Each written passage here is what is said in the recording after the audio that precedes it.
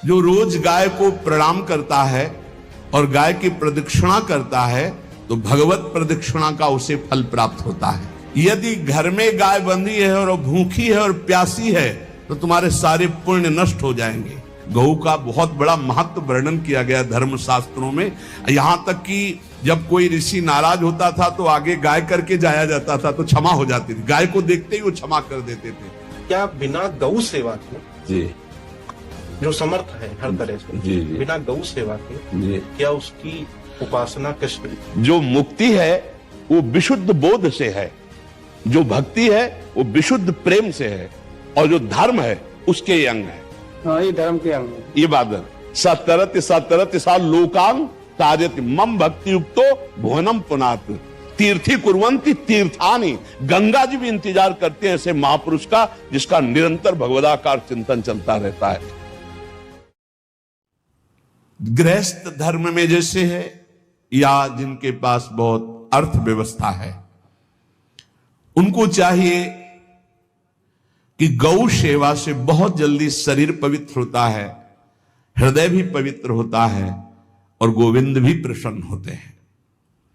यदि गावः प्रदक्षिणेर कार्या वंदनीया ही नित्यशः मंगलायतनम दिव्याः श्रेष्ठास्त्वेता स्वयं भुवा।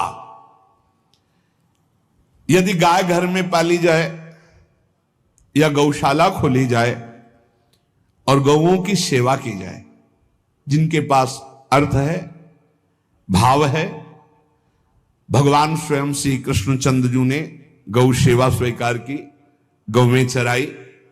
गौओं की परिक्रमा करने से, जैसे आप प्रभु के बिहारी जी के मंदिर की 4 परिक्रमा करें तो जो फल आपको मिलेगा वही गाय की 4 परिक्रमा कर ले तो आपको प्राप्त हो जाएगा।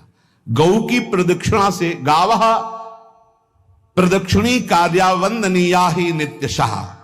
जो रोज गाय को प्रणाम करता है और गाय की प्रदक्षिणा करता है तो भगवत प्रदक्षिणा का उसे फल प्राप्त होता है।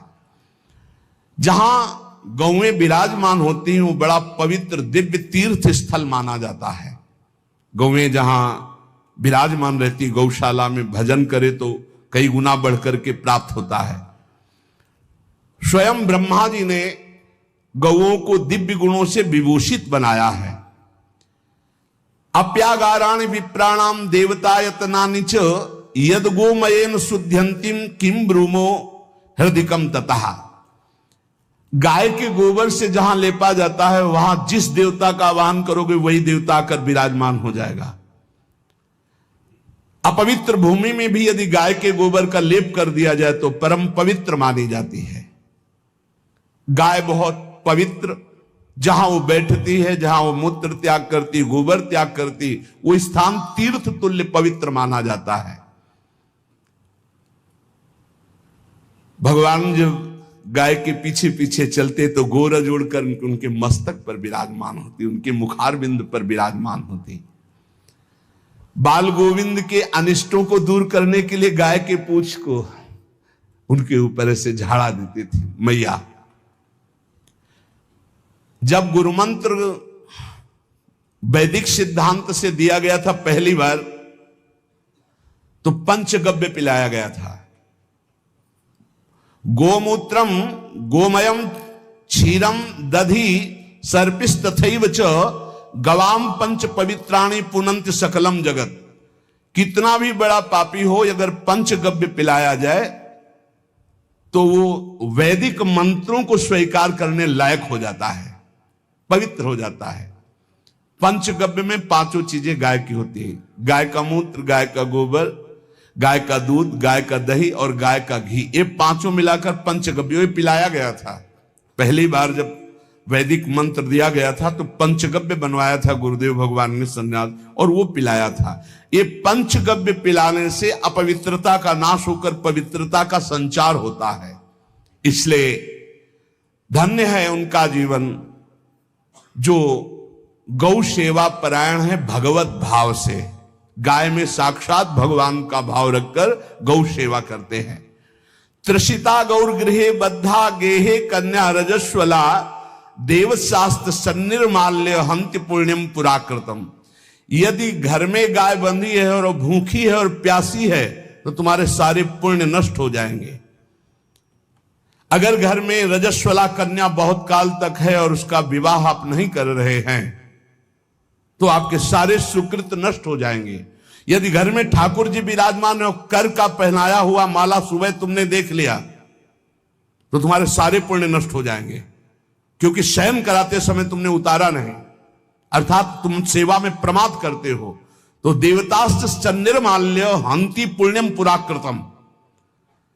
जैसे सुबह श्रृंगार किया तो रात्रि के शयन के समय वो हटा लेने चाहिए माले।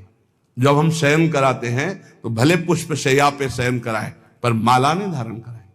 श्रृंगार का माला अगर दूसरे दिन दर्शन किए क्यों पहने ठाकुर जी तो तुम्हारे सुकृत नष्ट हो जाएंगे।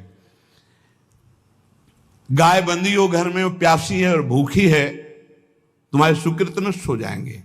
त्रिषिता गौर गृहे बद्धा, क्योंकि तुम्हारे पास है, सेवा करना चाहिए। यो वै गाम प्रतिसिद्धेन्त चरंतिम च स्वतरणम नरहा तस्य पूर्वे च पितरः कंपन्ते पतनोन्मुखा। यदि गाय हरी हरी घास चर रही कहीं और तुमने डंडा ऊपर प्रहार किया और लाठी मारी तो तुम्हारे पितर खोपड़ी के बल नरक जाने के लिए तैयार हो गए। ये लिखा है चरंतिम स्वम तृणम नरः तो तस्य पूर्वे च पितरः कंपन्ते पतनोन्मुखा। इसीलिए क्या भारत से कहीं किसी की तुलना हो सकती है जहां गौ को माता की पदवी दी गई, जहां गौ को हम आराध्य देव के रूप में मानते हैं, आराधना करते हैं। गौ रक्षा, गौ सेवा, ये बहुत बड़ा इसमें छुपा हुआ है। स्वयं भगवान अवतरित होकर गौ रक्षा, जब गाय के रूप में पृथ्वी रमाती तो भगवान का अवतार हुआ है। बड़ा विचित्र समय आता चला जा रहा है कि अब आधुनिक यंत्रों की ऐसी सेवाएं हो गई बड़ी बड़ी कि अब ना बैल की जरूरत है और ऐसे दूध की महंगाई बन गई कि अब देसी गाय 2 लीटर 3 लीटर 4 लीटर और ऐसी इसी की 20-20 25-25 लीटर दे तो कौन देसी गाय को। तो गौओं का सेवा का भावना शास्त्र आज्ञा करता है कि जो प्रतिदिन अग्रग्रासे परोभावा कर्तव्यो भक्ति तोन्वहम अकृत्वा स्वयं आहारम कुर्वम नापनोति दुर्गतिम। जे ही तुम्हारे गृहस्थ में घरों में पहले होता था, अब तो भगवान जाने, जे ही पहली रोटी तवा में गई तो वो निकाल करके पक्की रखी जाती थी गौग्रास के लिए, पहला रसोई में। तो इसमें लिखा प्रतिदिन स्वभोजनम, पहले स्वयं भोजन न करके गाय के लिए ग्रास निकालना चाहिए। तो जिनके पास अर्थव्यवस्था जो गृहस्थ धर्म में है या जिनके पास अर्थ है, कुछ रोज 1 रुपया निकालो। हम कह रहे रोज निकालो तो महीने में 30 रुपया होते, 30 रुपया में एक गाय को हरी घास तो एक टाइम पवा ही सकते हो ना, बहुत नहीं है तो 1-1 रुपया निकाल के अगर एक गाय को चारा दोगे तो एक बार का भोजन तो हो ही सकता है। 30 रुपया में हरी घास जाकर के उसके दावा एक बार तो पवा दोगे ना। अग्रग्रासे परोभावा कर्तव्य भक्ति तोन्वहम, भक्ति पूर्वक गाय को 1 ग्रास भोजन में 1 रोटी तो निकालना चाहिए गाय के लिए, ऐसा शास्त्र आज्ञा कहता है। जो ऐसा करता है तो अकृत्वा स्वयमाहारम कुर्वन् नाप्नोति दुर्गतिम, अपने आहार से 1 रोटी निकालकर गाय को देता है और स्वयं 3 रोटी भले पाले 1 रोटी गाय को दे दी तो बोले उसकी दुर्गति नहीं होगी, अर्थात उसके अंदर भाव बढ़ता चला जाएगा वो भगवान की भक्ति में। और तेनाग्नयो हुता सम्यक पितरश्चापि तर्पिताः देवास् पूजितास्तेन यो ददाति गवान्हिकम। जो प्रतिदिन गौग्रास निकालता है, अर्पित करता है, तो उसको अग्निहोत्र करने का फल मिलता है, उसके पितरों को तृप्ति मिलती है और समस्त देवताओं के पूजन का फल मिल जाता है जो गौग्रास निकालता है। यो वै ताड्यते यष्ट्याधेनुम मर्त्यो विमूढ़धि, जो मूर्ख मनुष्य, जैसे अब गाय दूध नहीं दे रही, मार डंडे डंडे मार रहे हैं, इंजेक्शन लगा रहे हैं, ऐसे वैसे कर रहे हैं, उसको ताड़ना दे रहे हैं, तो बोले जो मूढ़ बुद्धि मूर्ख मनुष्य, यो वै ताड्यते यष्ट्याधेनुम मर्त्यो विमूढ़धि, वो गाय को लाठी से मारता है, डंडे से मारता है, हाथों से मारता है, तो धर्मराजस्य नगरेशा याति कर वर्जिता। धर्मराज जी पहले अपने नरक में ले जा करके उसके कहते थोड़े थोड़े तिल तिल करके पहले इसके हाथ काटो, मरना है नहीं वहां। अब आराम आराम से थोड़े थोड़े पहले हाथ वर्जिता है, इन्हीं हाथों से गाय को मारा था ना, वैसे थोड़ा थोड़ा काटा जाता है उसके हाथ। कर वर्जिता हा, उसके दोनों हाथ काट करके थोड़े थोड़े।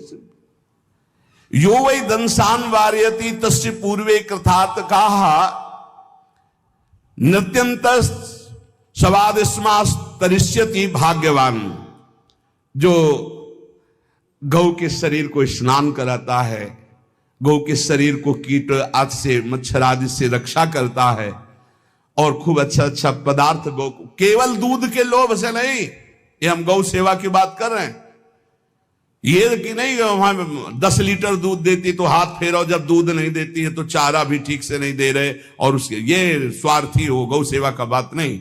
वो दूध का लोभी केवल व्यापार की बात करता है। गौ सेवा का तात्पर्य है गौ सेवा केवल खूब बछड़े को पिला दिया प्रसाद रूप से, जो दूध मिला उसका अपने सेवन की वो बात तो अलग है।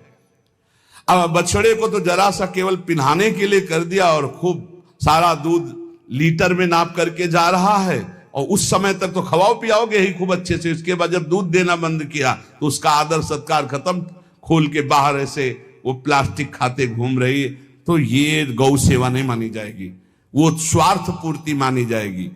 जो सदैव गौ सेवा करता है, उसके डांस मच्छर हटाता है, स्नान कराता है, पीठ में हाथ फेरता है, उसके पूर्वज जो पितर होते हैं वो नाच पड़ते हैं, उनका मंगल होना शुरू हो जाता है कि हमारे वंश में गौ सेवक पैदा हुआ, बड़ा भाग्यवान है और वो गौ के द्वारा हमें तार देगा, ऐसा भाव। गौ सेवा हमारे सनातन धर्म में बहुत बड़ा स्थान गौ सेवा का है। पर एक बात ध्यान रखें, इन सब सेवा का फल है भगवान के चिंतन में निरंतर वृत्ति डूब जाए। हमारी एक एक वृत्ति, एक एक क्षण भगवान के चिंतन में डूब जाए। अगर नहीं तो हम आपको उत्तर दे रहे हैं, क्या महाराज नृग जैसा कोई गौ सेवक हुआ है दानी? भागवत में पढ़ लेना, करोड़ करोड़ गायों को, करोड़ों गौशालाएं थी, एक दो नहीं। इसलिए कह रहे हैं करोड़ों शब्द कि आप उसको कहीं ज्यादा ना समझें। पृथ्वी के कोई भूमि के कण गिन सकता है, बारिश की बूंदे गिन सकता है, लेकिन महाराज नृग की गौएं जितनी दान की गई वो गिनी नहीं जा सकती थी, ऐसा वर्णन आता है। अरबों अर्बुद गौओं की सब स्वर्ण से अभिषिक्त करके ब्राह्मणों को दान करना। इतने बड़े गौ सेवक, इतने बड़े दान करने वाले, एक चूक हो गई, ना दान लेने वाले तपस्वी ब्राह्मण की गाय किसी अन्य ब्राह्मण को दान कर दी, और वो ब्राह्मण ने जब गाय देखी बोली मेरी गाय चुरा ली, बोले महाराज नृग ने दी। महाराज नृग से कहा मेरी गाय है, तो उनका गौशाला में आ गई होगी, आपको 10,000 गौवें देते हैं, आप अपनी गाय। बोले मैं प्रतिग्रह नहीं लेता, जिसने दान लिया था उसने कहा गाय यही लेके जाऊंगा, तो उनका आप गाय छोड़ दीजिए, आपको 10,000 गाय देते। बोले नहीं लूंगा। बस अनजाने के अपराध ने गिरगिट बना दिया था, कुएं का गिरगिट। पर भगवान बड़े कृपालु हैं, गौ सेवक थे, इसलिए गोविंद द्वारिकाधीश जी ने उनका उद्धार किया। सब साधन का फल है अच्युत भावना से युक्त होकर, भगवत भावना से युक्त होकर निरंतर भजन करते हुए सेवा परायण रहो, चराचर जगत की सेवा परायण रहो। भजन करना ही सबसे बड़ा परम धर्म है। हम सब सेवाएं करें जगत की, लेकिन अंदर से राधा राधा राधा, गोविंद गोविंद गोविंद गोविंद, आनंद आ जाएगा। तन से सेवा करो, मन से भगवान के चिंतन, मामनुष्मर युद्धते, भगवान के चिंतन में रहो। सेवा और व्यापार में अंतर होता है। गौ सेवा के बहाने से धन का जो दान लेना है और उसका अपने में प्रयोग करना है, मैं पितरों सहित नरक जाना है, लिख लो। गौ सेवा के बहाने से दान लेना और उसका अपने परिवार के सुख में पैसे का प्रयोग कर देना या अपनी वासनाओं की पूर्ति में लगा देना, आया गौ सेवा के लिए और आप प्रयोग कर रहे हैं गाड़ी घोड़ा नाना प्रकार के सांसारिक भोगों में, तो लिख लो पितर सहित तुम्हारे नरक जाएंगे, क्योंकि गौ सेवा के लिए आया है। गौ सेवा का धन सिर्फ गौ सेवा में ही लगना चाहिए।